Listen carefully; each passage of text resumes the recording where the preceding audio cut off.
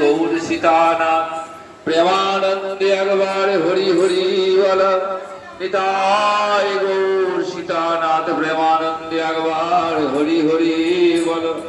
নিতাই গৌর সীতানাথ প্রেমানন্দে একবার হরি হরি। ভক্তবৃন্দের চরণে আমার কোটি কোটি প্রণিপাত। মহাপুরাণের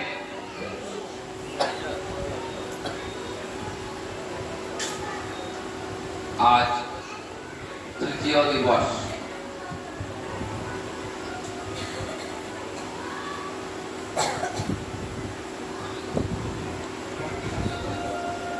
আজকে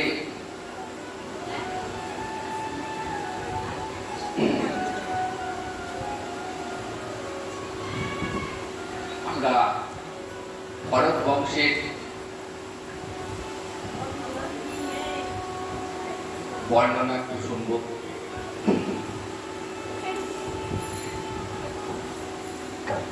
প্রসঙ্গত বলে রাখি, আগামীকাল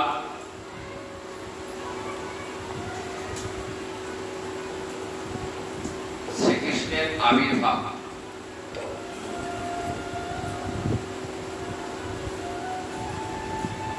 এবং তারপরের দিন রাধাষ্টমী ব্রত, আপনারা সবাই জানেন।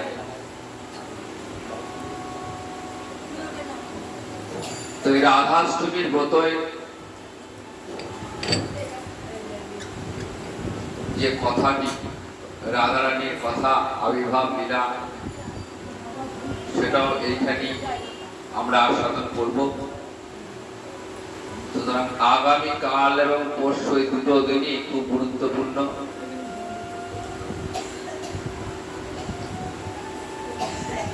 স্বয়ং ভগবান শ্রীহরির প্রকাশ ঘটবে।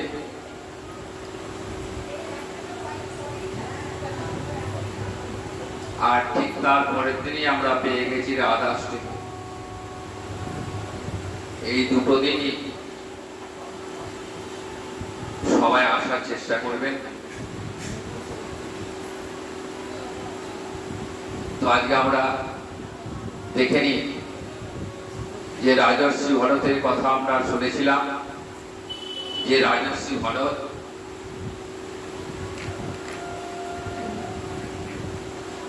রাজা এবং ঋষি, তাই তিনি রাজর্ষি। একাধারে রাজা, একদিকে ঋষি। রাজ্যপাট ত্যাগ করে গণ্ডকী নদীর তীরে পুলহ আশ্রমে গিয়ে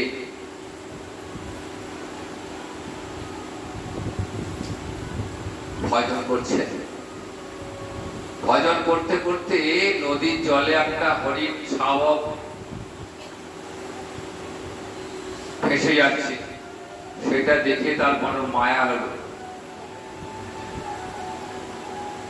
কোলে তুলে আনলেন, তুলে নিয়ে এলেন নদী থেকে, এবং সেই শাবকটিকে অতি যত্নে লালন পালন করতে লাগলেন। ক্রমে ক্রমে হরি থেকে হরিণের চিন্তায় ভরত ব্যস্ত হয়ে পড়লেন। করছিলেন হরি চিন্তা, কিন্তু হরিণ শাবকটিকে পাওয়ার পর হরি চিন্তা ভুলে হরিণের চিন্তায় ব্যস্ত হয়ে পড়লেন। যে বিষয়, যে সংসার ত্যাগ করে এলেন, আবার সেই মায়ার বন্ধনেই জড়িয়ে পড়লেন। এবং এই হরিণ কথা চিন্তা করতে করতে তার মৃত্যু হয়ে গেল। ফলস্বরূপ পরের জন্মে হরিণ হয়ে যাওয়ার পারবে।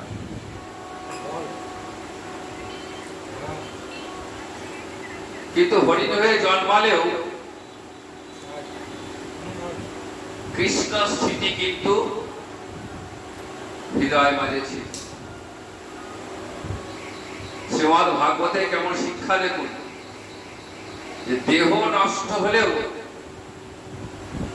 ভজন কিন্তু নষ্ট হয় না। একবার যদি কষ্ট করে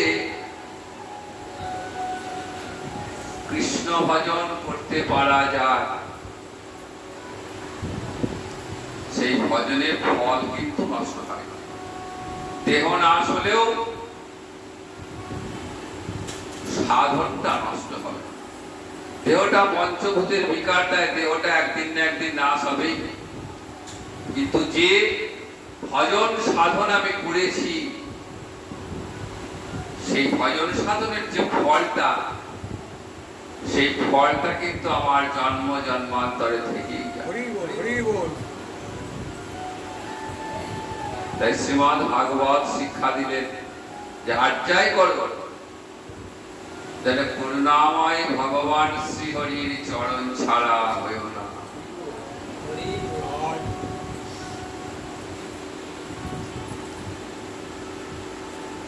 তো সেই রাজর্ষি ভরত হরির জন্ম প্রাপ্ত হলেন, কিন্তু হরির জন্ম প্রাপ্ত হলেও যেহেতু কৃষ্ণ স্মৃতি ছিল, তাই কৃষ্ণ চিন্তাতেই নিমগ্ন থাকতেন। এবং একদিন ওই হরির দেহটাও চলে গেল, পরজন্মে তিনি এলেন,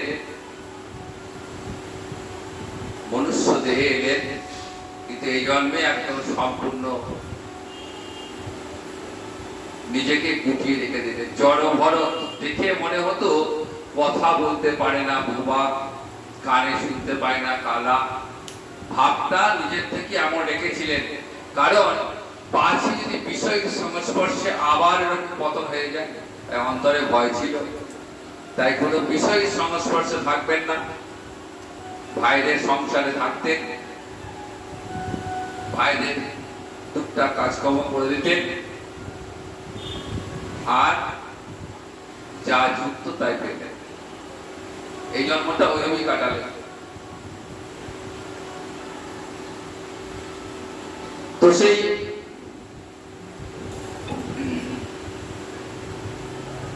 ভরত রাজার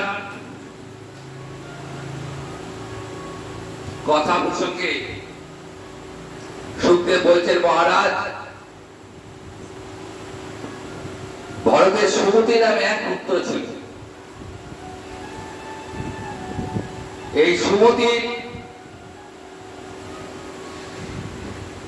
পুত্র হলেন দেবতা আজিত। এই বংশে যতগুলো সন্তান, যত বংশধর ছিলেন, প্রত্যেকেই ছিলেন কৃষ্ণ ভক্ত, অতি পবিত্র বংশ, এবং প্রত্যেকে সুষ্ঠুভাবে রাজ্য পরিচালনা করে বৈকুণ্ঠে গমন করেছিলেন।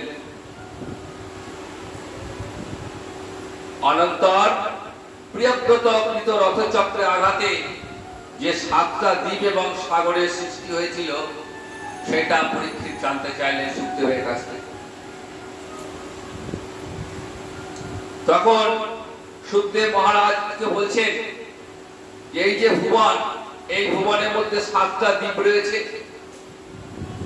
এই 7টা দ্বীপের মধ্যে জম্বুদ্বীপ হচ্ছে সর্ববৃহৎ, অন্যতম।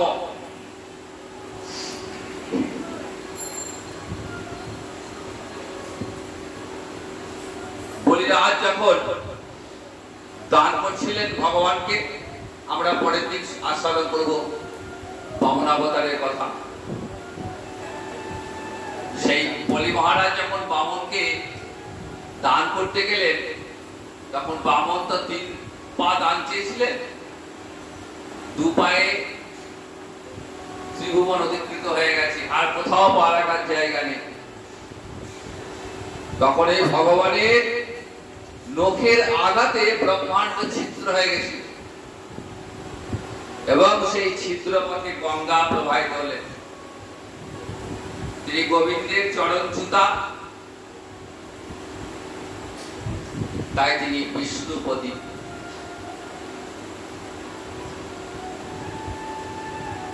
বিষ্ণু চরণ থেকে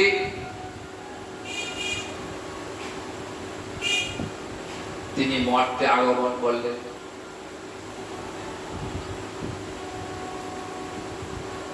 পরীক্ষিত সুখদেবকে জিজ্ঞাসা করছেন, ভগবান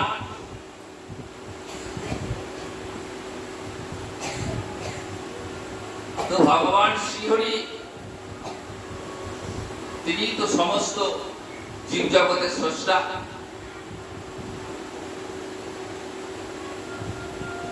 তা সত্ত্বেও সকল জীব একরকম নয় কেন? বিভিন্ন জীবের মধ্যে বিভিন্ন গুণ। এরকম কেন? সুখদেব বলছেন, দেখুন মহারাজ,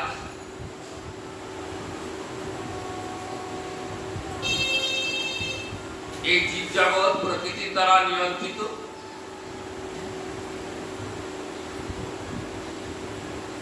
আর এই প্রকৃতির তিন গুণ সত্য, রজ, তম। এক একজনের মধ্যে এক এক রকম গুণ বর্তমান।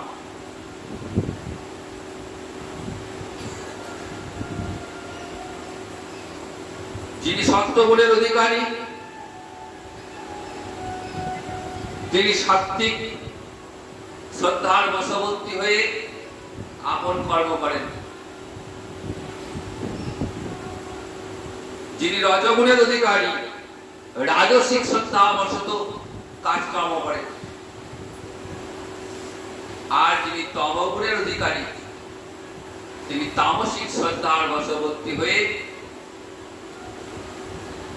কর্মাদি করে থাকেন। সুতরাং প্রকৃতির গুণ অনুযায়ী জীবরা নিয়ন্ত্রিত হয়। এই প্রসঙ্গে জীবের কর্ম প্রসঙ্গে বিভিন্ন প্রকার নরকের বর্ণনা আছে। কত প্রকার নরক আছে আর কি কি পাপ করলে কোন নরকে যেতে হয়। সুখদেব বলছেন, মহারাজ, এই ত্রিজগতের অন্তরালে দক্ষিণ দিকে ভূমির অধোভাগে এবং জলের উপরিভাগে নরক অবস্থিত। সেখানের অধিপতিকে বললেন সূর্যপুত্র যমরাজ। তার কাজ কি? তার যে সকল দূত রয়েছে, অনুচর রয়েছে, তারা মৃত প্রাণীকে নিজ রাজ্যে নিয়ে যান এবং তার কর্ম অনুযায়ী দণ্ড বিধান করেন। মোট 28টি নরকের বর্ণনা আছে। কিছু কিছু নরকের কথা বলছি। তামিশ্র, এই নরকে কারা যায়? বলছেন, যে ব্যক্তি পরকীয় বৃত্ত পুত্র নারী হরণ করে তাহাকে যম কিঙ্করগণ কাল পাশে বদ্ধ করিয়া তামিশ্র নরকে নিপতিত করে। সেটা কেমন? বলছেন, ভীষণ অন্ধকার। তামিশ্র শুধু অন্ধকার আর অন্ধকার। পানীয়ের অভাব, ভোজ্য পানীয়ের অভাব, এবং সেখানে জীবেরা এত কষ্ট পায়, নিদারুণ কষ্ট ভোগ করে সেই নরকে গিয়ে।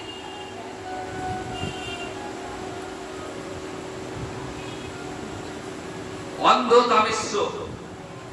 এই তামিশ্র থেকে আরো ভয়ঙ্কর হচ্ছে অন্ধ তামিশ্র। অধিকারী পুরুষকে বঞ্চনা করিয়া তার বস্তু উপভোগ। এরপর রৌরব নরক। এই শরীর এবং ধন সম্পত্তি সব আমার, এই অহংকার যার মধ্যে থাকবে তার পরিণতি হবে রৌরব নরকে। যার মধ্যে আমিত্বের অহংকার আছে তার পরিণতি রৌরব নামক নরক। কুম্ভিপাক নরক।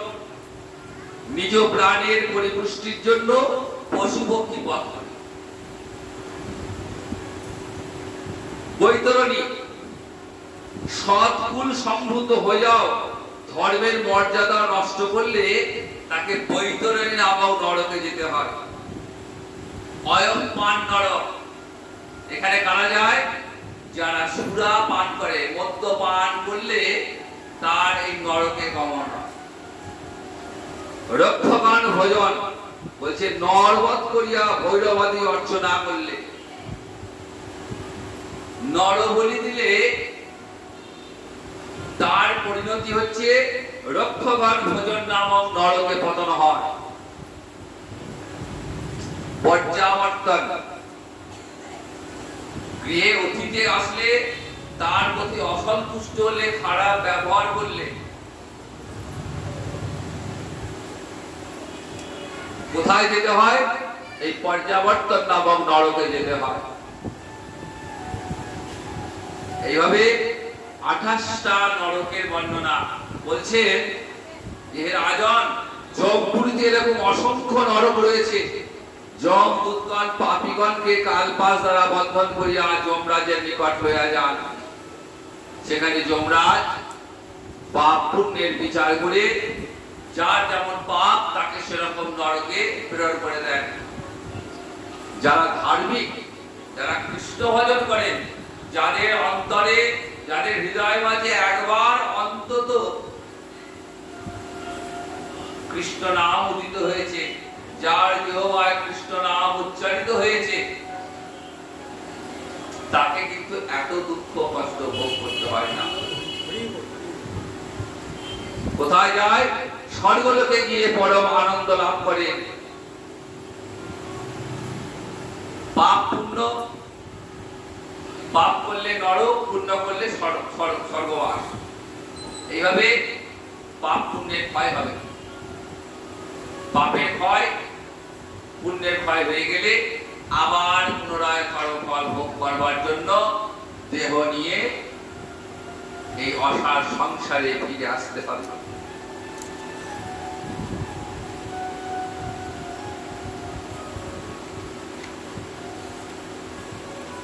এরপর 6ষ্ঠ স্কন্ধে আমরা দেখি অজামিলের কাহিনী।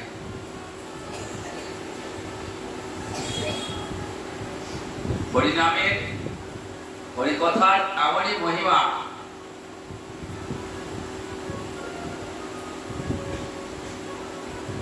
যেভাবেই হোক, যদি জিহ্বায় যদি একবার কৃষ্ণ নাম উচ্চারিত হয়,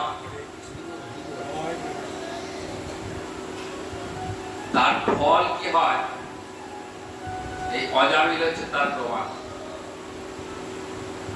কান্যকুব্জ নামক দেশে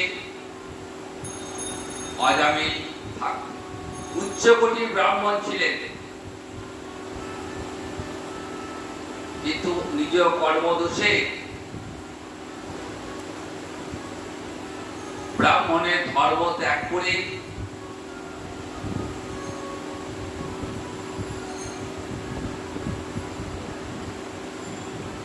এক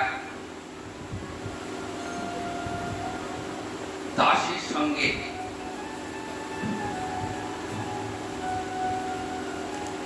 বসবাস করতে লাগে। ঘরে স্ত্রী পুত্র রয়েছে, তাদেরকে ফেলে দিয়ে দাসীর সঙ্গ লাভ করলেন।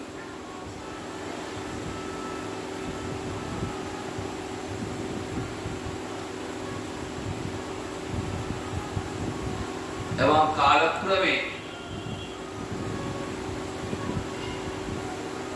তাদের যে সন্তান হয়, তার মধ্যে যেটি সর্বকনিষ্ঠ, তার নাম রেখেছিলেন নারায়ণ। নামটা তিনি রাখেননি। লমস নামক এক মুনি, তিনি এই অজামিলের পুত্রের নামকরণ করেছিলেন নারায়ণ। আর সেই থেকে অজামিল পুত্রের নাম ধরে সর্বদাই ডাকতেন, ভালোবাসতেন ছোট পুত্রকে। নারায়ণ নারায়ণ নারায়ণ, কথায় কথা আমরা যেমন পুত্রের নাম ধরে যার যার নাম সেই নামে ডাকি। খেতে বসতে শুতে সবসময় নারায়ণ নারায়ণ করে। তার ফলে কি হয়? যতবার নারায়ণ নামটি উচ্চারণ করছেন, ততবার ওই অজামিলের মতো মহাপাতকী পাপ একটু একটু ধ্বংস হয়ে যাবে।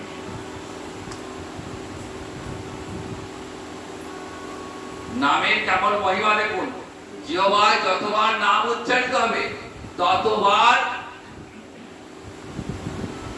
পাপীর পাপ ধ্বংস হবে। একবার কৃষ্ণ নামে যত পাপ হরে, পাপীর সাধ্য নাই তত পাপ করে।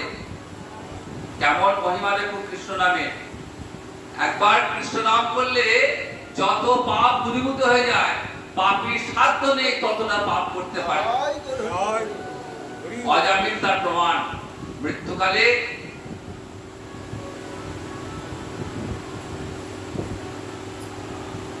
যখন মৃত্যু হবে, মৃত্যুর পূর্বে মৃত্যু পদযাত্রী যে বুঝতে পারে যে তার শেষ সময় উপস্থিত, আশেপাশে যারা থাকে তারা কিন্তু বুঝতে পারবে না, কিন্তু যার শেষ সময় উপস্থিত সে কিন্তু বুঝতে পারে যে আমার সময় উপস্থিত। এবং সময় তার যে অবস্থার সৃষ্টি হয়, কিরকম অবস্থার সৃষ্টি হয়?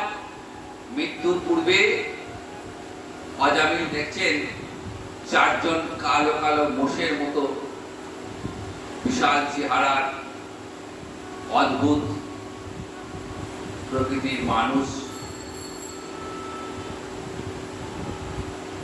এসে হাজির। দেখেই ভয় পেয়ে গেছেন এরা কে। আর সেটা দেখে যাকে দিবারাত্র যাকে স্মরণ করতেন, মৃত্যুকালে সেইটাই স্মরণ হয়েছে। রাজর্ষি ভরত সারা জীবন ওই হরিণের চিন্তা করতে করতে করতে মৃত্যুর সময় হরিণ চিন্তায় ছিল। আর অজামিল সারা জীবন পাপ করেছেন। কেন পাপ নেই করেননি? ওই দাসী প্রতি ভালোবাসায় মোহে নিজের পিতা মাতাকে ত্যাগ করলেন, পুত্র স্ত্রীকে ত্যাগ করলেন,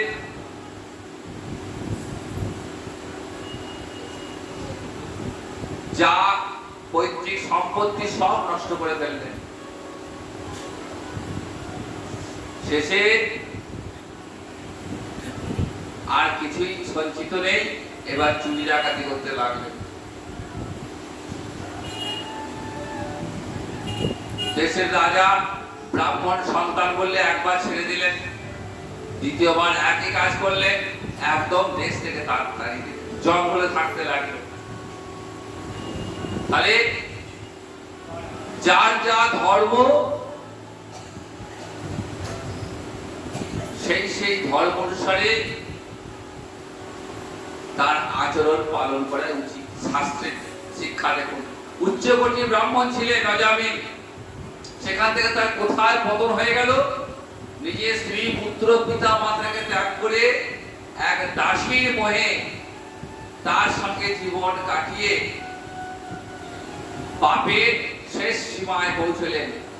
কিন্তু আবার সেই অজামিল তার ছোট পুত্র থেকে তার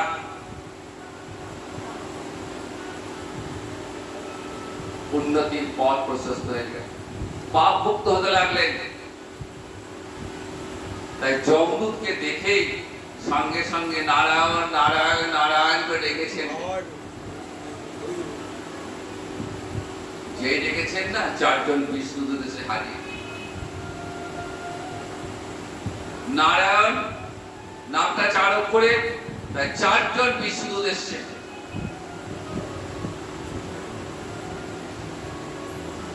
যমদূতরা বলছেন আপনারা কে? তখন বিষ্ণুদূতরা বলছেন আপনারা কে? বলছে আমরা যমরাজার অনুচর।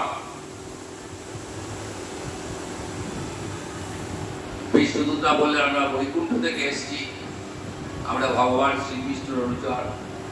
বললেন কিন্তু এই ব্যক্তিত্ব আমাদের নিয়ে যাওয়ার অধিকার নেই, একে আমরা নিয়ে যাব। বলছে না না, প্রভুর আদেশ, এ বৈকুণ্ঠে যাবে।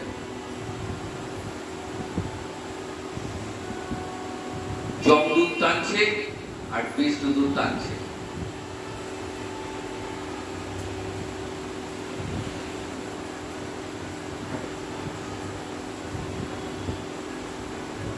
তখন যমরাজার কাছে গেলেন যমদূতেরা, বলছেন প্রভু ওই অজামিল নামক ব্যক্তিটিকে আনতে গেলাম, কিন্তু বিষ্ণুদূতেরা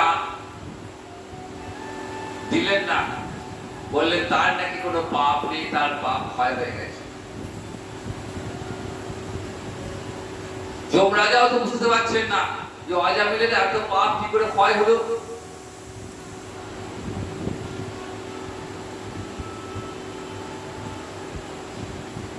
যমরাজা সোজা বৈকুণ্ঠে গেছেন, ভগবানের কাছে।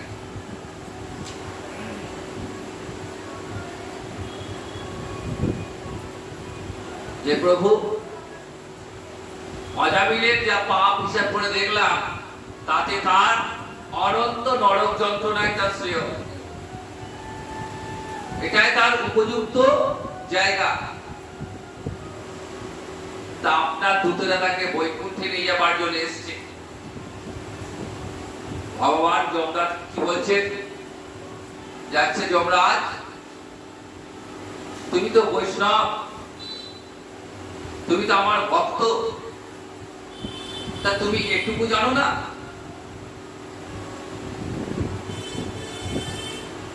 যে যারা কৃষ্ণ নাম করে, যারা আমার চরণে আশ্রয় নেয়, যাদের জিহ্বায় আমার নাম উচ্চারিত হয়, তাদের সমস্ত পাপ ক্ষয় হয়ে যায়।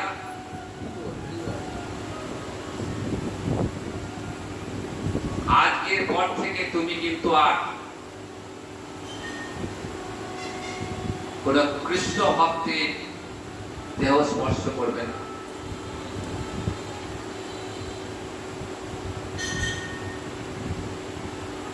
যমরাজ ফিরে এলেন এবং তার অনুচরদের নির্দেশ দিলেন যে আজকের পর থেকে তোমরা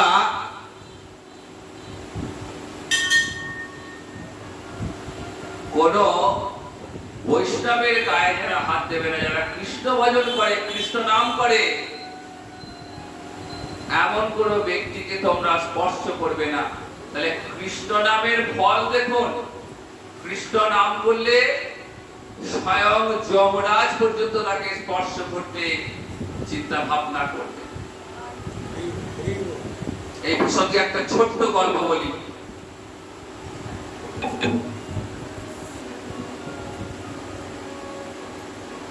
এক ব্যক্তি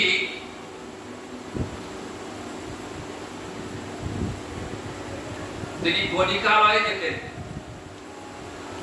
প্রচুর ধন সম্পত্তির অধিকারী,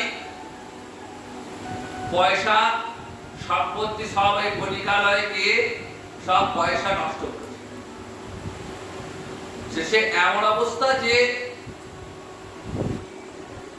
পেটে খাবার কত অর্থ নেই, কিন্তু এই গণিকালয়ে যাবার নেশা তার যায়নি। ভিক্ষা করে সামান্য একটু অর্থ পেয়েছেন, সেই পয়সা দিয়ে কিছু গোলাপ ফুল নিয়েছেন, মনের আনন্দে যাচ্ছেন। যেতে যেতে একটা জায়গায় হোঁচট খেয়ে পড়লেন, আর হাতের ফুলগুলো নালায় পড়ে গেল, নর্দমায় পড়ে গেল। এবার তো মনটা খারাপ হয়ে গেল।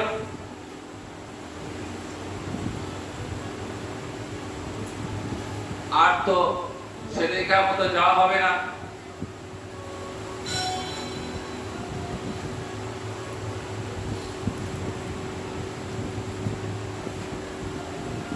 কি আর করবেন?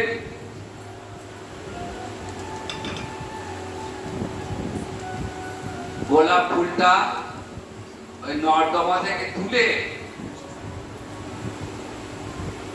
প্রসাদ পদের এখানে না, ফুলটা নর্দমা থেকে তুলে নিয়ে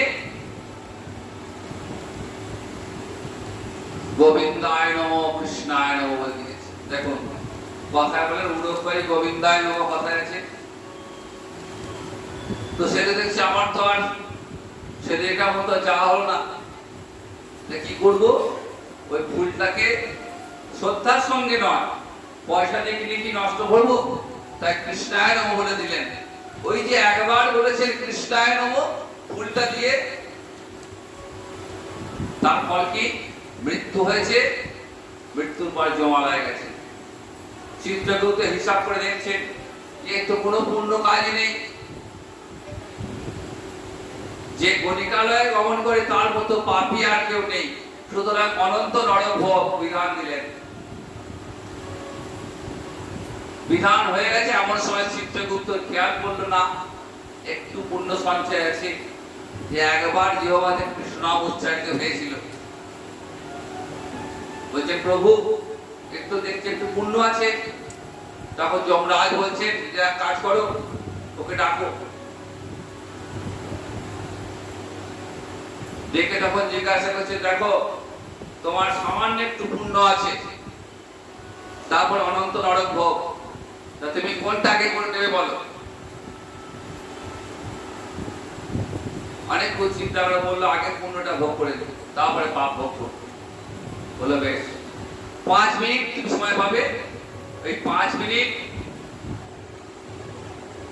আমার যে গোলাপের বাগানটা আছে সেই গোলাপের বাগানে সেখানে তুমি কাটাও।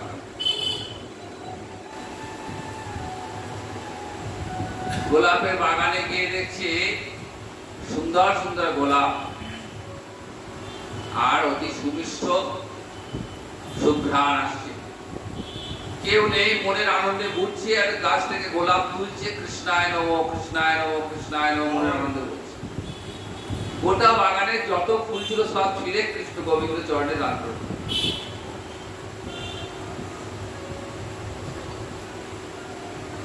5 মিনিট হয়ে গেছে।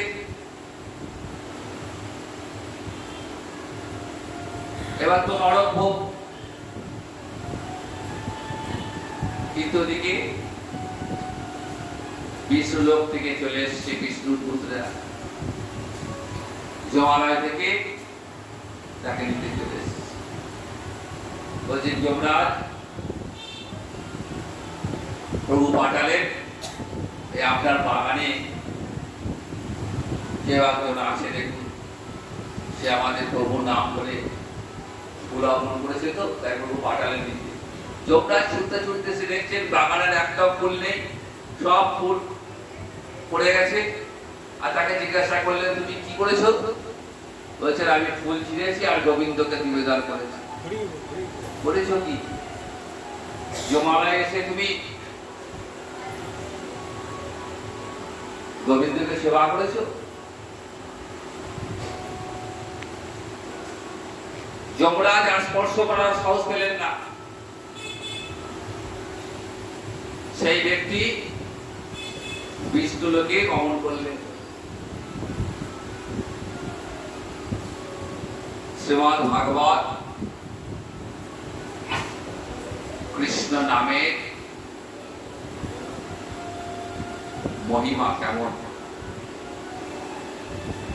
আমাদের দেখালে, এবং অজয়বীর তার হচ্ছে প্রকৃষ্ট প্রমাণ।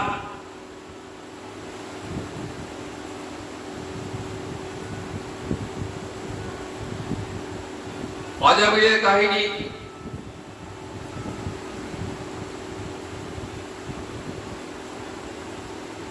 শোনার পর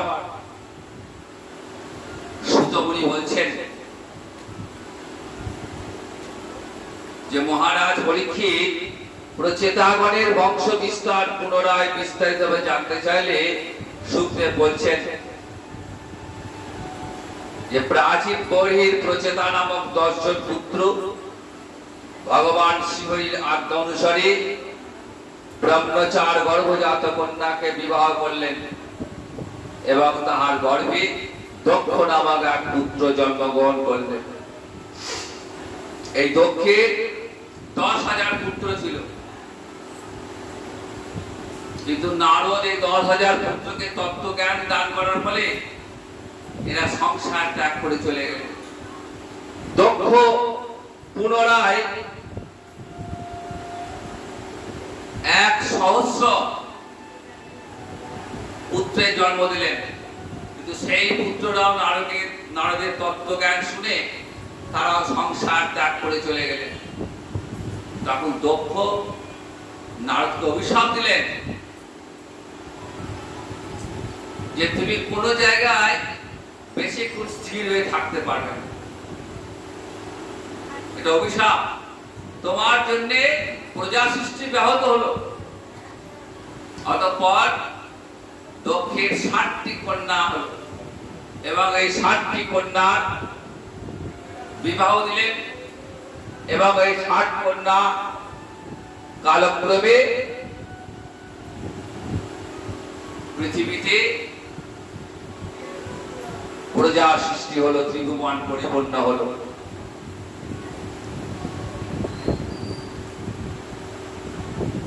এরপর সুখদেব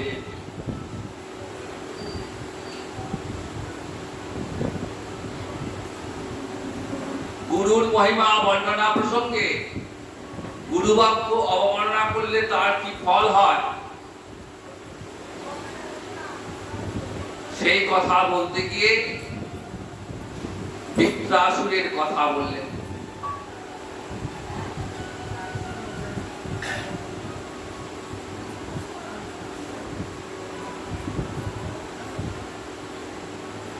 বৃত্রাসুর কে ছিলেন? বৃত্রাসুর ছিলেন আসলে একজন গন্ধর্ব পূর্বজন্মে।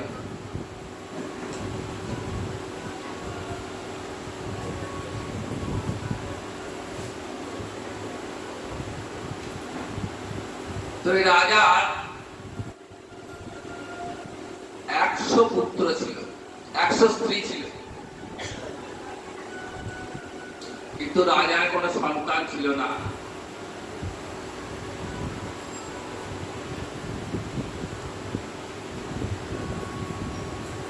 তো রাজা সবসময় বিমর্ষ হয়ে থাকতেন যে আমার তো কোনো সন্তানাদি নেই, তাহলে আমার পর এই রাজত্ব কে পরিচালনা করবে? উত্তরাধিকার না থাকলে তো সেই বংশ লোপ পেয়ে যাবে। এই চিন্তায় দিবারাত্র বিমর্ষ হয়ে রয়েছে। একদিন নারদমুনি এসছেন চিত্রকেতু রাজদরবারে, রাজাকে বিষণ্ণ দেখে বলছেন, রাজা এত চিন্তা কিসের আপনার?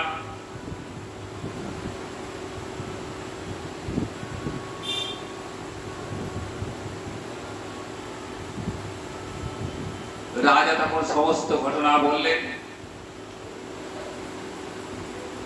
তখন নারদমুনি বলছেন, রাজা আপনি পুত্রের কথা ভাবছেন? পুত্রের কথা ছেড়ে নিজের মঙ্গলের কথা ভাবুন।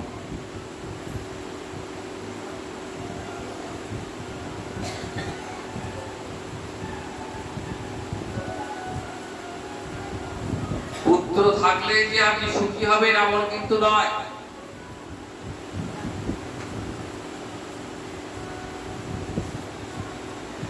আপনার সুখ দুঃখ সব আপনার কর্মফলের উপর নির্ভর করছে। এটা আপনার পূর্বজন্মের কর্মফল, তাই এই জন্মে আপনি সন্তান লাভ করেননি।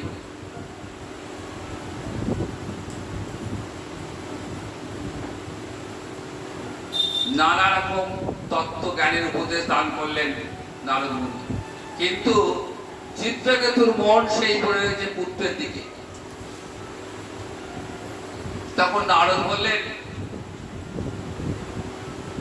যে ঠিক আছে, পুত্র যখন আমরা অতি দরকার, অঙ্গিরা ঋষিকে পাঠিয়ে দিচ্ছি। অঙ্গিরা ঋষি একটা যজ্ঞ করবেন, আর সেই যজ্ঞের চরু আপনার স্ত্রীকে খাওয়াবেন, আপনি সন্তান লাভ করবেন। কিন্তু মনে রাখবেন রাজা, এই পুত্রটা হবে হর্ষ শোকপ্রদ। এখন রাজা পুত্র হবে শুনেই এত আনন্দ পেয়েছেন, এই হর্ষ শোকপ্রদ এই কথাটা আর কানে যায়নি। রাজা তো বিশাল ধুমধাম সহকারে যজ্ঞ করলেন। সেই যজ্ঞের চরু রাজার যিনি জ্যেষ্ঠ স্ত্রী কৃতদ্যুতিকে সেই চড়ুক খাওয়ালেন এবং যথাসময়ে রাজার সন্তান লাভ করেছে। সন্তান হয়েছে শুনেই রাজা এত আনন্দ, দান ধ্যান শুরু করলেন। রাজ্যে আনন্দের উৎসব, পুত্র ধীরে ধীরে বড় হচ্ছে আর রাজার মন ওই পুত্রের দিকে আর এই কৃতদ্যুতির দিকে বেশি করে পড়ে রয়েছে। অন্যান্য যে রানীরা ছিল তারা কিন্তু এতে বেশ রেগে গেল, যে তারা শুধু ভাবছে যে বড় রানীর সন্তান হয়েছে বলে রাজা তাকে ভালোবাসছে, আমাদের দিকে নজর দিচ্ছে না। এর মূল কারণ হচ্ছে সন্তানটা, ছেলেটা হচ্ছে শত্রু। ছেলেটা না থাকলে, যতদিন ছেলেটা ছিল না রাজা কিন্তু এমন বৈষম্য করতেন না। তাহলে ছেলেটাকে যদি মেরে দিই তাহলে সব ঝামেলা ছুটে যাবে। পুত্রকে দেখাশোনার জন্য ধাইমান হয়েছে, রাজার পুত্র বলে কথা। রানী তো আর পুত্রের দেখাশোনা দায়িত্ব নেন না, তার জন্য লোক রয়েছে। সেই সব করে সারাদিন কখন খাবে, কখন শোবে, কখন চান করবে, সব লোক দ্বারা ধাইমা করে দেন। তো একদিন দুধ গরম করে ছেলেকে খাওয়াবে, আর রানীদের মধ্যে একজন কৌশলে বিষ এনে দুধে মিশিয়ে দিয়েছে। ধাইমা তো জানেন না, দুধটা খাই দিয়েছেন।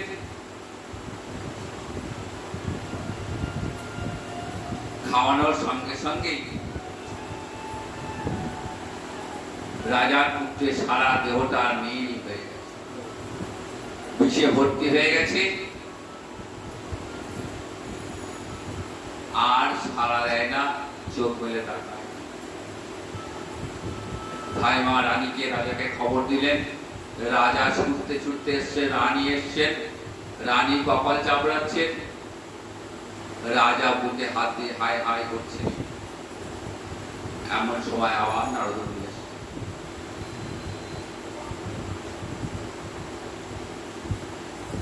রাজাকে হাই হাই করতে দেখে রাজা জিজ্ঞেস করে, কি ব্যাপার রাজা, আপনার তো পুত্র চেয়েছিলেন, পুত্র হয়েছে, এরপরে কিসের দুঃখ? বলছেন, হে দেবর্ষি, পুত্র হয়েছে, কিন্তু পুত্র নড়েও না, চড়েও না, তাকায় না, চোখ মেলে তাকায়। পুত্র দেহে তো প্রাণই নেই। তখন নারদ বলছেন, আপনাকে বলেছিলাম যে পুত্র আপনার হবে, কিন্তু সেই পুত্র হবে হর্ষ শোকপ্রদ। এই পুত্রের কারণে আপনার আনন্দ যেমন হবে, আবার এই পুত্র থেকে কিন্তু আপনার দুঃখ আসবে। তখন কথাটা কানে যায়নি। ঠিক আছে, আমি পুত্রের দেহে প্রাণ ফিরিয়ে দিচ্ছি, নারদ মুনি বললেন। যোগ বলে পুত্রের দেহে প্রাণ দিয়েছেন, পুত্র আবার তাকিয়েছে। নারদ বলছেন যে, পুত্র তুমি চোখ ফেলে দেখো, তোমার পিতা মাতা তোমার সামনে বসে আছে। পুত্র কি উত্তর দিচ্ছেন যে, হে দেবর্ষি,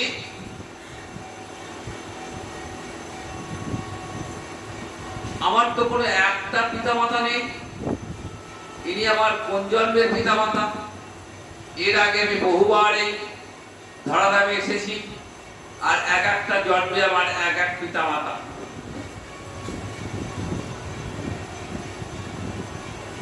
ইনি আমার কোন জন্মের পিতা মাতা? এই কথা যে শুনেছেন, তখন চিত্রকেতুর জ্ঞান চক্ষু খুলে গেছে। এতক্ষণ নারদ কত উপদেশ দিলেন, একটা কথাও কানে যায়নি। যেই পুত্র বলেছেন আমার কোন জন্মের পিতা মাতা, তখন চিত্রকেতু বুঝতে পারলেন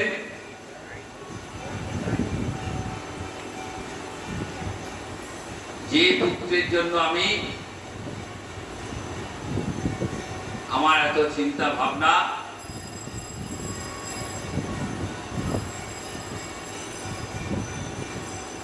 সেই পুত্র আমার জ্ঞান চক্ষু খুলে দিলেন। আর এই কথা বলে পুত্র আবার চোখ বন্ধ করে দিলেন। রাজা বুঝতে পারলেন যে আমার যেমন কর্ম আমার তেমন ফল ভোগ হবে। এই জন্মে আমার সন্তান ভাগ্য নেই। তখন নারদের কাছে দীক্ষা নিয়ে কৃষ্ণ নাম ভজন করতে লাগলেন। এই যে কৃষ্ণ ভজন শুরু করলেন, এই কৃষ্ণ ভজনে কেমন ফল দেখো।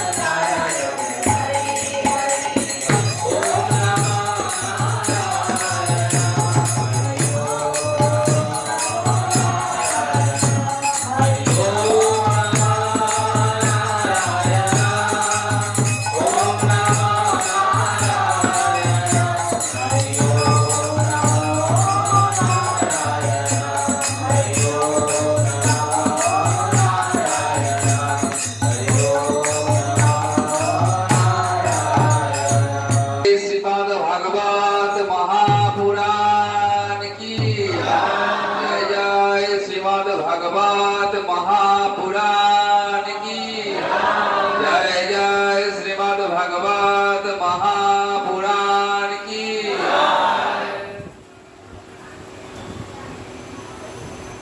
চিত্রকেতু কৃষ্ণ ভজন করে অসাধারণ শক্তি লাভ করলেন এবং একটা স্বর্গীয় বিমান পেলেন। সেই স্বর্গীয় বিমানে করে তিনি ত্রিলোক ভ্রমণ করতেন। ঘুরতে ঘুরতে একদিন কৈলাসে এসেছেন। এসে দেখছেন কৈলাসে বিমান থেকেই দেখছেন মহাদেব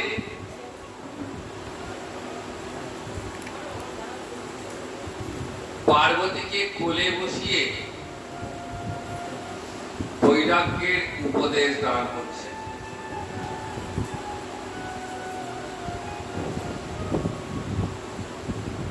চিত্রকেতু এটা দেখে একটু মুচকি হাসলেন, বললেন প্রভু আবার কেমন বৈরাগ্য, স্ত্রীকে কোলে বসিয়ে বৈরাগ্যের কথা বলছে। মহাদেব কোনো কথা বললেন না। অন্যান্য সবাই যারা ছিলেন তারা কেউ কিছু বললেন না, কিন্তু দেবী পার্বতী গতকাল শুনেছেন তো প্রতিনিন্দা করার ফলে কি করেছিলেন? সেই দেবী পার্বতী যখন মহাদেবের নিন্দা শুনেছেন না, চিত্রকেতুকে বললেন তোমার এত বড় সাহস যে তুমি দেবাদিদেব মহাদেবের কর্মের বিচার করছো।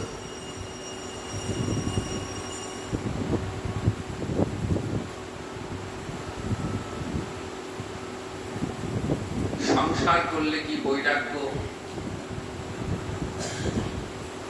আসে না? সংসারে থেকেও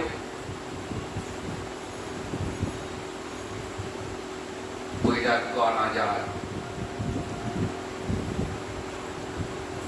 মনটাকে বিষয় থেকে দূরে সরিয়ে রেখে মনটাকে গোবিন্দ চরণে দাও, আর দেহটা বৃথা সংসার।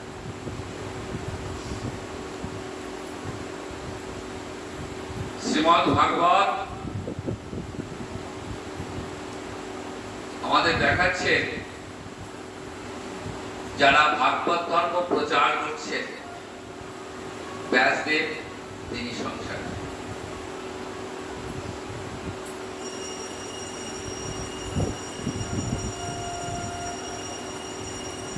তবে তো ব্যাস পুত্র এসে শুনতে পেলেন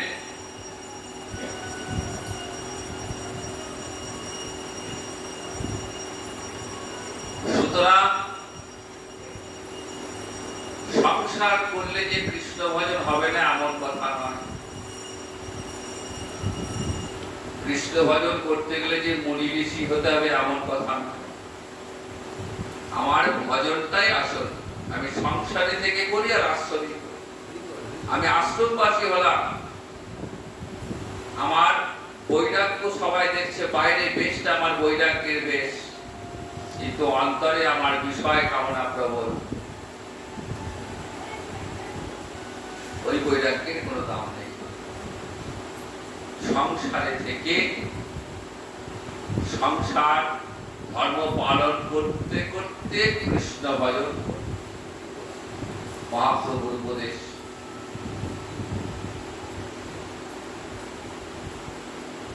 সুতরাং দেবী পার্বতী মহাদেবের পর্বের বিচার করার জন্য চিত্রকেতুকে অভিশাপ দিলেন।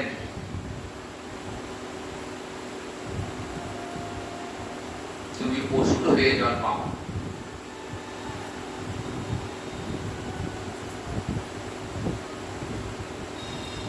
চিত্রকেতু ইচ্ছা করলে দেবীকে অভিশাপ দিতে পারতেন, সেই ক্ষমতা চিত্রকেতু ছিল। কিন্তু শ্রীমদ্ ভাগবত আবার দেখালেন কৃষ্ণ ভক্তের কেমন গুণ দেখো। কৃষ্ণ ভক্ত প্রত্যাঘাত করতে জানে না। প্রত্যাঘাত বৈষ্ণবের সব থেকে বড় গুণ কি?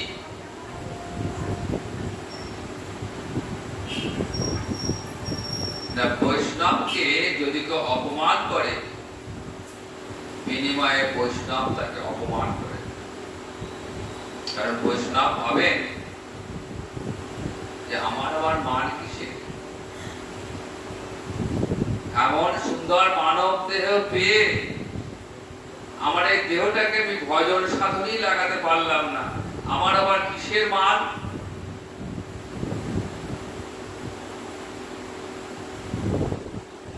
বৈষ্ণব কেমন? তৃণাদপি শুনিছেন তদরিপ সহিষ্ণু না অমানিনা মানদেন কীর্তনীয় সদা হরি। বৈষ্ণব নিজে কি ভাবেন? তৃণাদপি শুনিছেন। বৈষ্ণব ভাবেন যে আমি একটা তৃণ থেকেও অধম। সুনিচেন, তৃণাদ অপি সুনিচেন। তৃণ মানে গুল্ম, ঘাস, বনে জঙ্গলে যে ঘাস, সেও পরোক্ষভাবে গোবিন্দ সেবা করে। কেমন করে? ওই ঘাস লতা পাতা শুকিয়ে যায়, ঘাস খায় গোমাতাতে, এই ঘাস খেয়ে গোমাতা দুগ্ধ প্রদান করে, আর সেই দুগ্ধ দিয়ে গোবিন্দ সেবা হয়। তাহলে পরোক্ষে সেবা হলো। আবার এই শুকনো লতা পাতা দিয়ে ঘর সামান হয়, মন্দিরে আচ্ছাদনে কাজে লাগে। তাহলে একটা তৃণ, সেও পরোক্ষভাবে সেবায় লাগে। আর আমি আমার এমন সুন্দর দেহ, ইন্দ্রিয়, মন, বুদ্ধি সব দিয়েছে, কিন্তু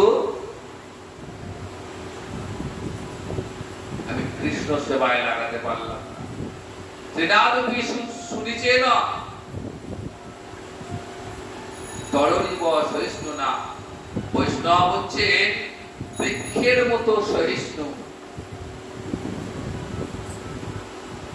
মহাপ্রভুর মুখের বাণী তো।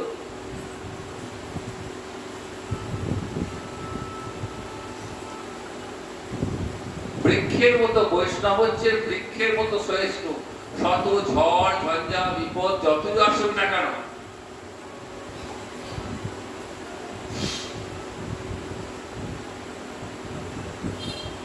বৈষ্ণব সব সহ্য করার ক্ষমতা রাখে।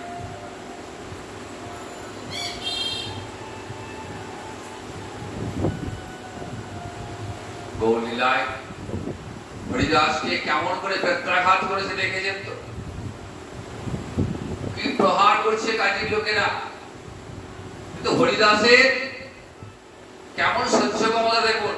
মুখে শুধু কৃষ্ণ নাম করছেন, হরে কৃষ্ণ কৃষ্ণ কৃষ্ণ হরে হরে, হরে রাম রাম রাম হরে হরে। আর কি বলছেন, হে প্রভু ওরা নিষ্পাপ, ওদের যেন অপরাধ নিও না, ওরা জানে না তো নিজের পিঠ দিয়ে রক্ত ঝরে যাচ্ছে, তখনও বলছেন প্রভু ওদের ক্ষমা করুন। একমাত্র বৈষ্ণব ছাড়া আর কেউ বলতে পারে না এই কথা।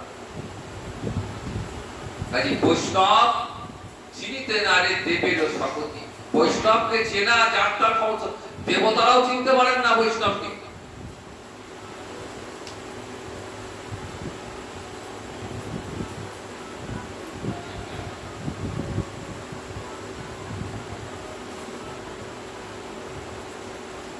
চিত্রকেতু দেবীকে প্রণাম করলেন, দেবাদিদেব মহাদেবকে প্রণাম করে বললেন, দেবী আপনার অভিশাপ মাথা পেতে।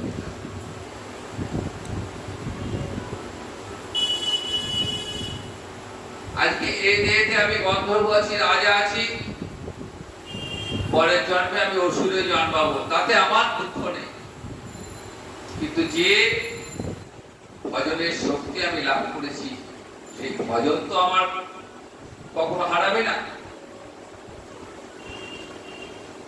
এই চিত্রকেতু রাজা দেবীর অভিশাপে বৃত্রাসুর হয়ে জন্মালেন, এটাই শেষ জন্ম বৃত্রাসুর। 10টা ঋষির পুত্র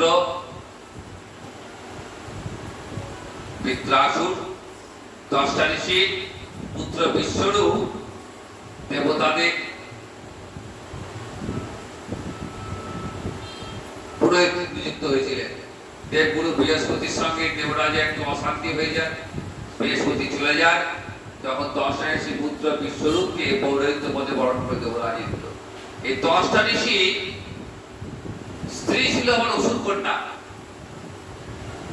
তাই বিশ্বরূপের মাতুলটা হচ্ছে অসুর, পিতৃপুরীটা ঋষি। দেবতাদের পুরোহিত হলেও মামা বাড়ির মধ্যে টান একটু ছিল, যজ্ঞে আহুতি করতো, আর সেই যজ্ঞের আহুতি দেবতাদের দিতেন, আর গোপনে গোপনে অসুরদের রাখতেন। দেবরাজ এগুলো দেখে ফেলেছেন।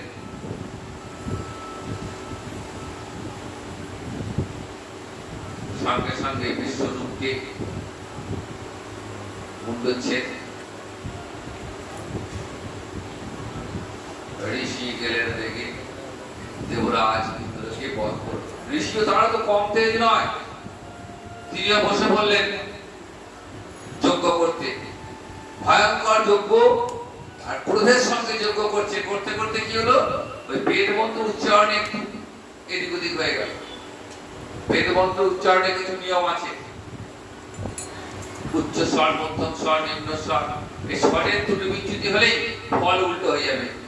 ক্রোধে বসে বৈদিক মন্ত্র উচ্চারণ করতে গিয়ে ভুল হয়ে গেল। যে ওষুধটা উৎপন্ন হলো যজ্ঞ থেকে, সেই ওষুধটা দেবরাজ ইন্দ্রকে বধ করার বদলে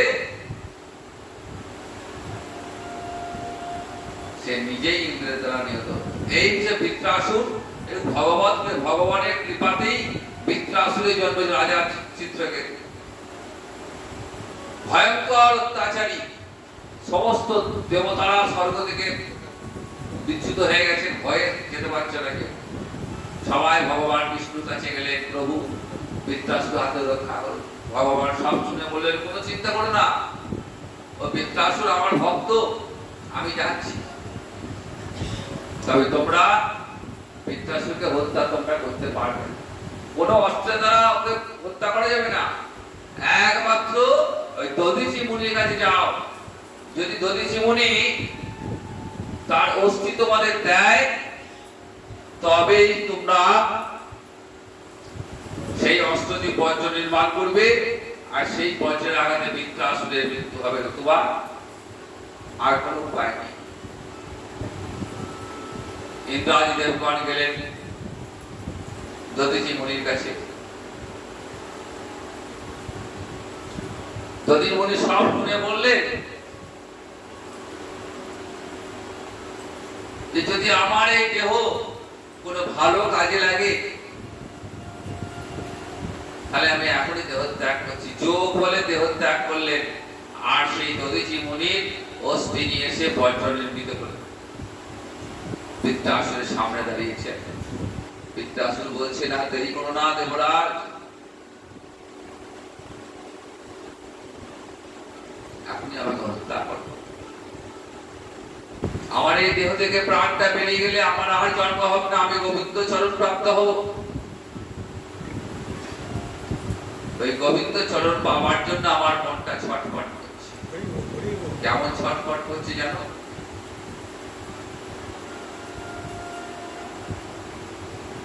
গাছের কুটুরে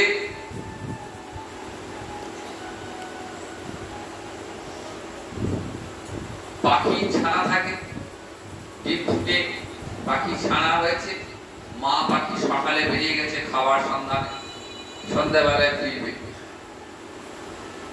ছানা বুঝতে পারে যে সন্ধে লেগে গেছে, মা আসার সময় হয়ে গেছে। ছানার কোটর থেকে উকি মারছে, কখন মা আসবে, কখন মা আসবে। এই যে মায়ের অপেক্ষার যে আকুতিটা,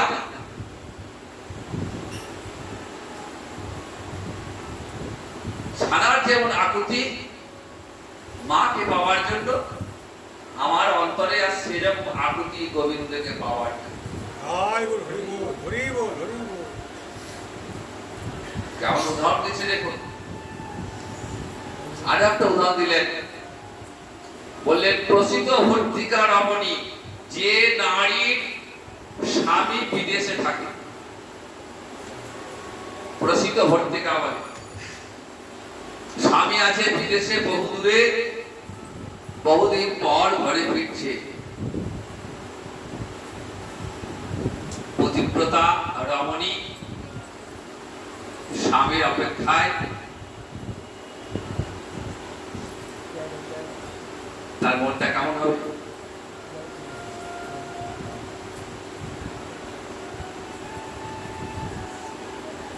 কতদিনের জমানো ভালোবাসা বুকে রয়েছে,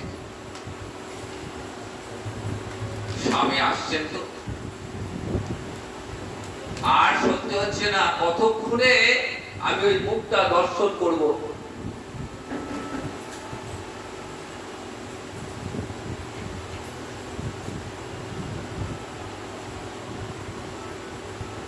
দীর্ঘদিন বিচ্ছেদের পর স্বামীর প্রতি ভালোবাসায় প্রতি রমণীর যেমন আকুলতা, আমার মনের সেই রকম আকুলতা আছে।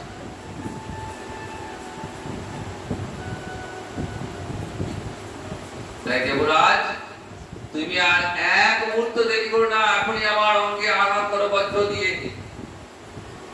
দেবরাজ ইন্দ্র বজ্রাঘাত করেছেন, প্রাণ বেরিয়ে যাবে। স্বয়ং ভগবান এসছে, যে বৃত্তাসুর তুমি তো আমার ভক্ত,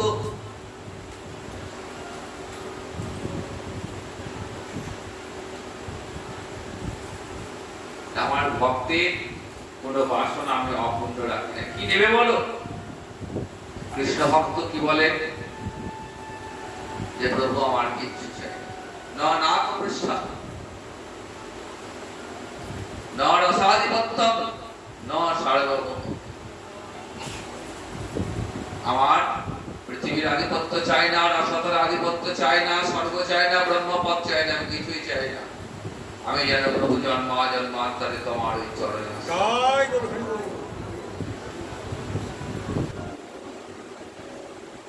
বৃত্রাসুরের পতন হয়ে গেল। বৃত্রাসুর গোবিন্দ চরণ লাভ করলেন।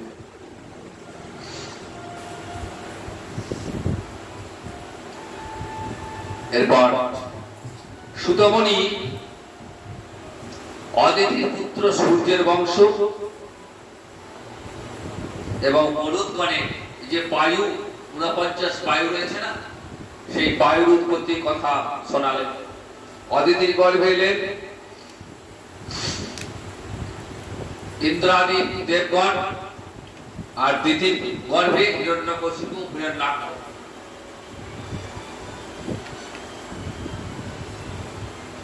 তো এই দিতির গর্ভে 49 পবন, এরা সব দিতির পুত্র। দেবরাজ ইন্দ্রের কৃপাতে এরা দেবলোকে স্থান পেয়েছিলেন। সুখদেব বলছেন, মহারাজ একবার মাত্র শিহরি আরাধনা করিয়াও তার আত্মতুল্য প্রিয়তা লাভ করে দিতি 1 বৎসর কাল যে আরাধনা করেছিলেন, তাই দিতির গর্ভ ইন্দ্রের বর্জ্য দ্বারা 49 ভাগে বিভক্ত হইয়া শিহরির কৃপা গুণে আপনি যেমন অশ্বত্থামার অস্ত্রে মৃত্যুমুখে পতিত হন নাই, পরীক্ষিতকে বলছেন, সেইরূপ খণ্ডিত গর্ভ মৃত্যুপ্রাপ্ত হয়নি। সেই মরুদ্গণ ইন্দ্রের সঙ্গে মিলিত হয়ে 49 দেবতা হয়ে দিতি গর্ভবতী নির্গত হলেন। দিতি একটা ব্রত করেছিলেন, খুব সমান ব্রত। সেই ব্রতের ফলে দিতির পুত্ররা 49 পবন রূপে দেবলোকে ঠাঁই পেয়েছিল। রাজা বললেন, পরীক্ষিত বলছেন, হে গুরুদেব, আপনি যে পুত্র উৎপাদক ব্রতের কথা বললেন, যাহাতে বিষ্ণু প্রসন্ন হয়ে থাকে, সেই ব্রতটি কেমন?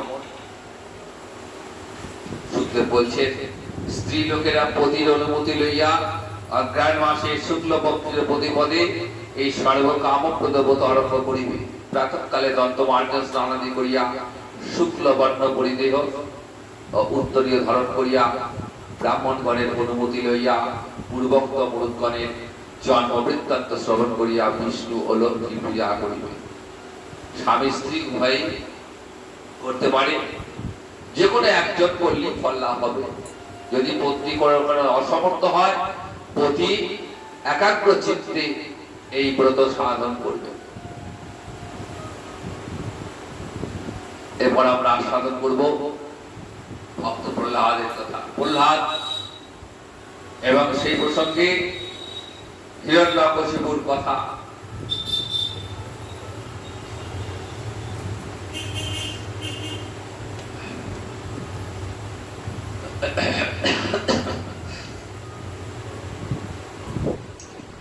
সনকাদি মুনিগণের প্রতি সুতমণি কহিলেন, অনন্তর মহারাজ পরীক্ষিত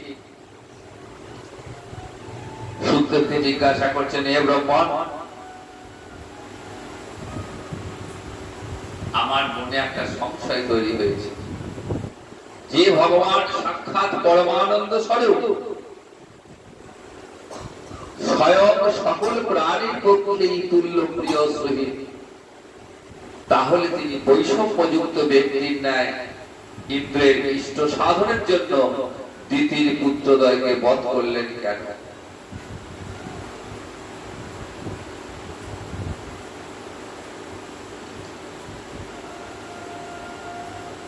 দিতির পুত্র হিরণ্যাক্ষ, হিরণ্যকশিপু আমরা আগের দিন আস্বাদন করেছি যে বৈকুণ্ঠের তারই জয় বিজয়।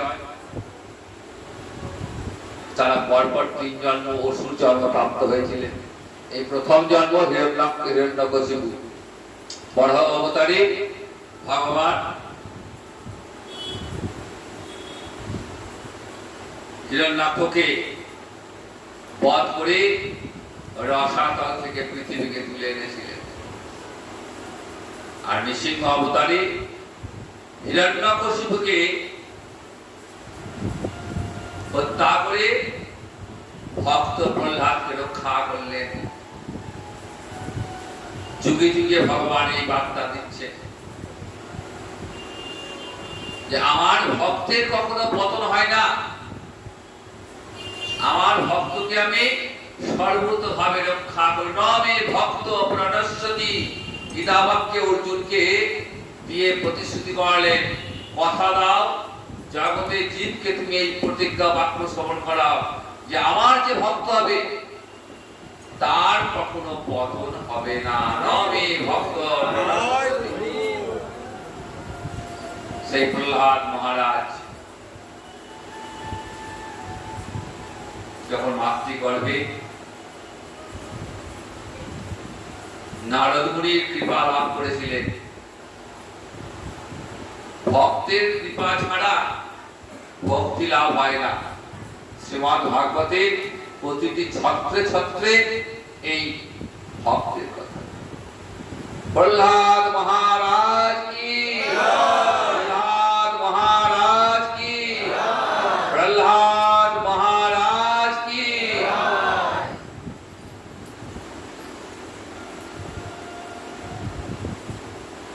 নৃসিংহ অবতারে ভগবান প্রহ্লাদকে রক্ষা করলেন আর হিরণ্যকশিপুকে বধ করলেন।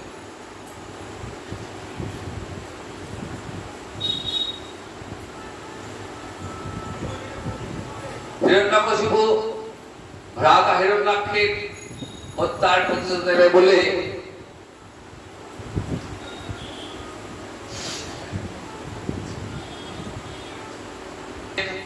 ব্রহ্মা এসেছেন, হিরণ্যকশিপুকে বলছেন তোমার তপস্যায় দুষ্ট কি বর্চাও বল। বলছেন পিতামহ আমাকে অমরত্ব বর দেন। বলছেন ওটা হবে না, আমি তো নিজেই অমর নই, এই জগতে কেউ অমর নয়, ওটা বাদ দিয়ে কি আছে নেবে বলো। হিরণ্যকশিপু বললেন বেটা পুরো চালাকি করছে তো, ঠিক আছে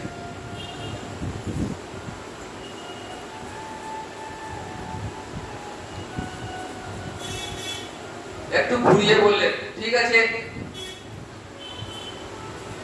তাহলে আপনি আমাকে এমন বর দিন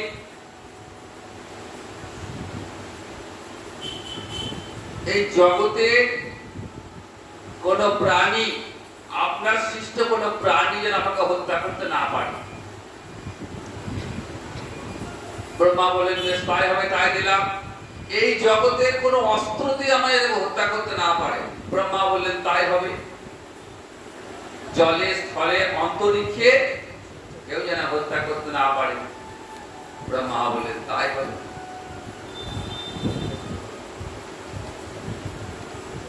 ঘরে বা ঘরের বাইরে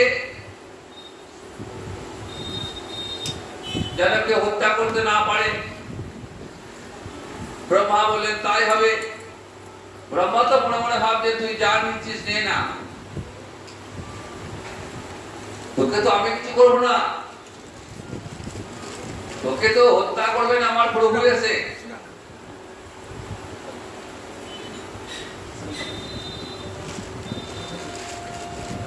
ব্রহ্মা বর দিয়ে চলে গেলেন। হিরণ্যকশিপুর তো আনন্দের শেষ নেই, কিন্তু হিরণ্যকশিপু যায় না, তার জন্য অপেক্ষা করছে। তপস্যা শেষ করে নিজ গৃহে ফিরে গেছে।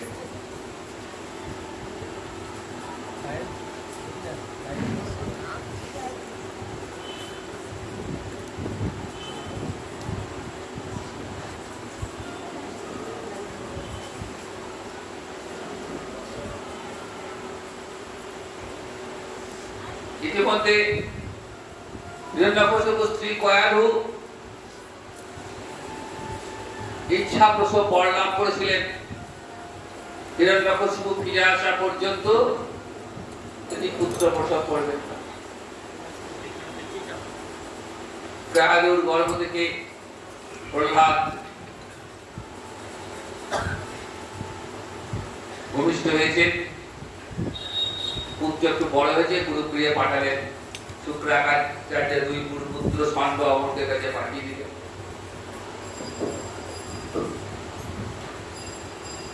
কিছুদিন পর আবার হিরণ্যকশিপু ছেলেকে বাড়ি নিয়ে এসছেন। তখন তো গুরুগৃহে থেকে পড়াশোনা করতে হতো। ছেলেকে আমার শিখলে একটু দেখি। বলো বাবা কি শিখলে?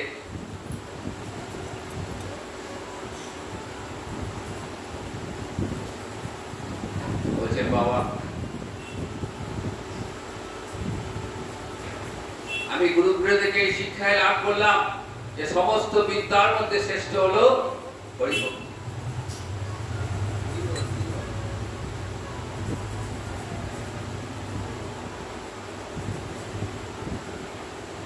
নববিধা সাধন ভক্তির কথা বললেন। শ্রবণম কীর্তনম কৃষ্ণ শরণম পাদশিরম। বললেন এই জীবনে একটা অঙ্গ যাজন করলে হরিভক্তি লাভ হয়। আর এই হরিভক্তি লাভ করতে গেলে ভক্তের কৃপা দরকার। হিরণ্যকশিপু রেগে গেলেন। কি বললেন? আমার শত্রু বিষ্ণু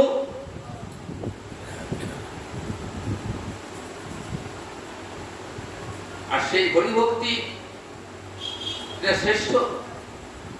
গুরুপুত্রদ্বয়কে অপমান করলেন। বলছেন দেখুন আমাদের কিছু করার নেই, আমরা শেখাইনি, আমরা বেদ শিখিয়েছি, বেদের চতুর্বর্গ শিখিয়েছি, কিন্তু আপনার ছেলে শেখে।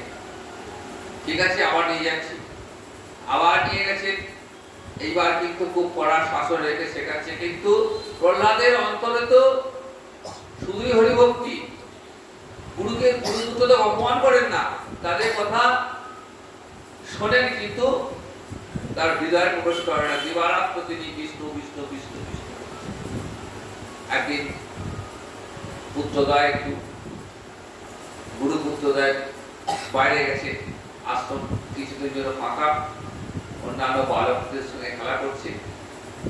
তো তারা বলছে আচ্ছা আমরা তো একই শিক্ষা লাভ করছি, তারপরে আমাদের তো অন্তরে একটু বিষ্ণু ভক্তি আসেনি, তোর কেমন করে এলো?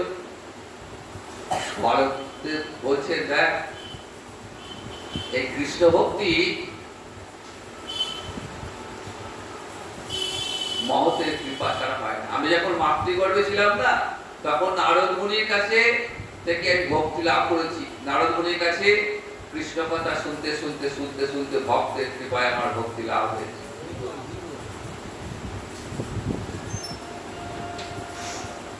ক্রমে ক্রমে অন্যান্য বালকদের মধ্যেও ভক্তির ভাব ছড়িয়ে পড়ল। হিরণ্যকশিপু কানে কথা গেছে। হিরণ্যকশিপু পুত্রকে নিয়ে এলেন। বলেন এমন পুত্রকে আমার রেখে লাভ নেই। অনুচরকে আদেশ দিলেন একে যেমন করে বড় হত্যা করো, আমি উপদর্শন করতে চাই না।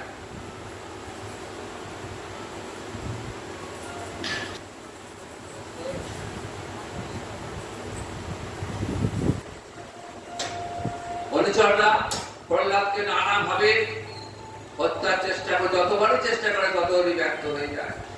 স্বয়ং ভগবান শ্রীহরি তার ভক্তকে রক্ষা করবার জন্য যুগে যুগে অবস্থিত হয়েছে। আজও তার অন্যথা নেই। হিরণ্যকশিপু লাস্টে শেষে ক্রোধে অন্ধ হয়ে বলে যে আচ্ছা এই যে পিলারটা আছে, এই পিলারে তোর ভগবান আছে, তোর বিষ্ণু আছে? বলছে হ্যাঁ বাবা, তিনি জগতের সর্বত্র বিদ্যমান।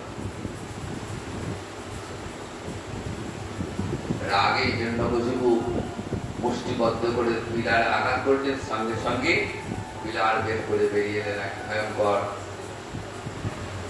না মানুষ না পশু, আর্ধেক পশু আর্ধেক মানুষ। মাথাটা সিংহের ন্যায়, দেহটা মানুষের ন্যায়।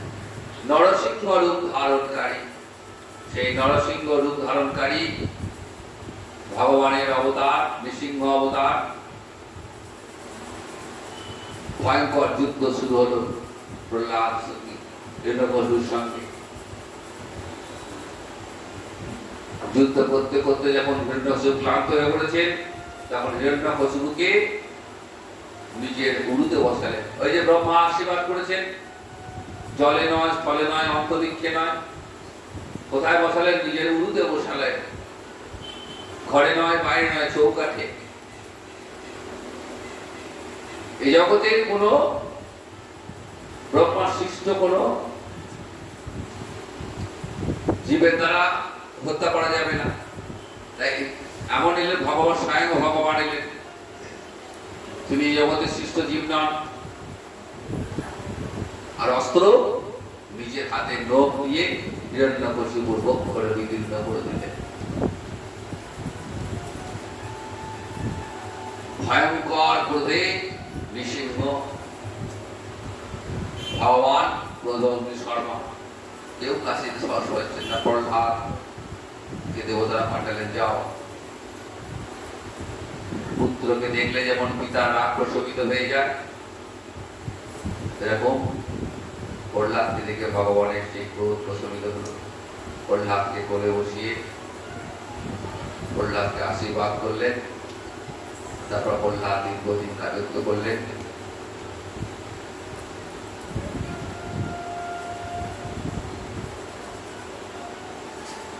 প্রহ্লাদ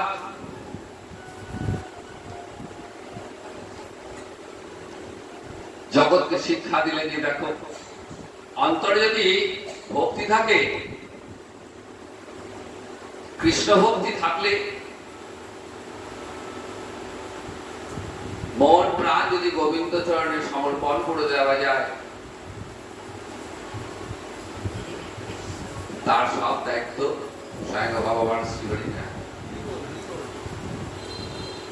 प्रहलाद महाराज की, प्रहलाद महाराज की, प्रहलाद महाराज की। नमस्ते नरसिंहाय, नमस्ते नरसिंहाय,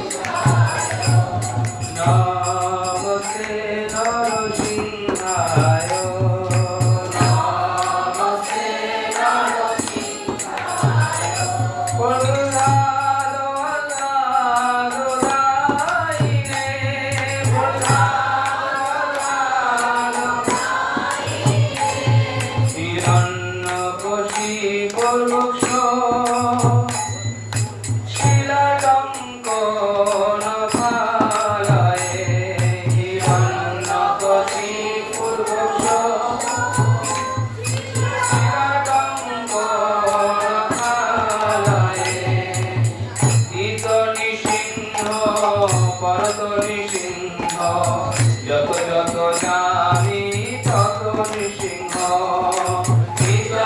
নৃসিংহ পরত নৃসিংহ, যত যত জানি তত নৃসিংহ। বলির নৃসিংহ, হৃদয়ে নৃসিংহ, বলির নৃসিংহ, হৃদয়ে নৃসিংহ, নৃসিংহ আদিং শরণং প্রপদ্যে,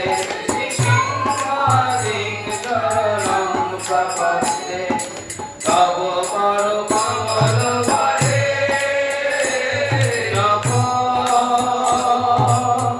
অদ্ভুত শৃঙ্গ, তব পর কমল বরে নভ অদ্ভুত শৃঙ্গ। হিরণ্যকশিপু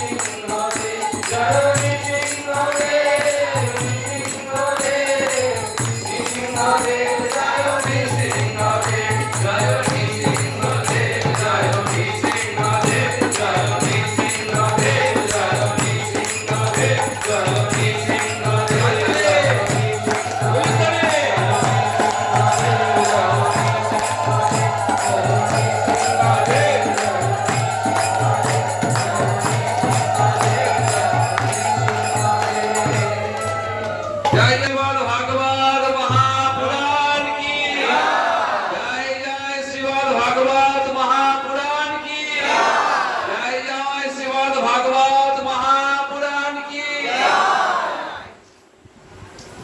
সংসারে তোমরা শ্রেষ্ঠ ভাগ্যদার কারণ লোক ভাবন মণিগণ স্বেচ্ছায় সকল দিক হইতে তোমাদিকে গৃহে উপস্থিত হন। বিশেষত মনুষ্য রূপে সাক্ষাৎ পরম ব্রহ্ম শ্রীকৃষ্ণ তোমাদিকে গৃহে বাস করে, যাহার তত্ত্ব ব্রহ্মা শিব প্রভৃতি প্রত্যক্ষ রূপে ধারণা মতো অনেক করেন না, সেই ভক্ত বালক শ্রীহরি আমাদের প্রতি প্রসন্ন হন।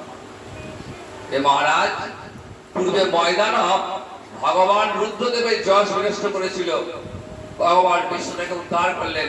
তখন শ্রী সুখদেব বলছেন, এই নারদের শ্রীমুখে এই কথা শুনে মহারাজ জিজ্ঞাসা করলেন, ঋষিবর রুদ্রদেবের কীর্তি ময়দান কিরূপে বিনষ্ট করল, আর কৃষ্ণ কেমন করে সেই কীর্তি রক্ষা করলো তা আমাদিগর নিকট কীর্তন করব। সেই প্রসঙ্গে যাচ্ছি না, প্রচুর কাহিনী, সব কাহিনী বলা সম্ভব নয়। এরপর সনাতন ধর্মের কথা বললেন।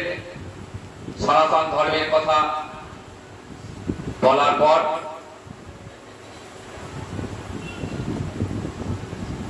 আমরা গজেন্দ্র বক্ষ লীলা আস্বাদন করব। আমাদের শ্রী গুরুদেব সেই গজেন্দ্র বক্ষ লীলা আপনাদের আস্বাদন করাবেন। আজ এইখানে বিশ্রাম নিচ্ছি। জয় নিতাই, জয় গৌর।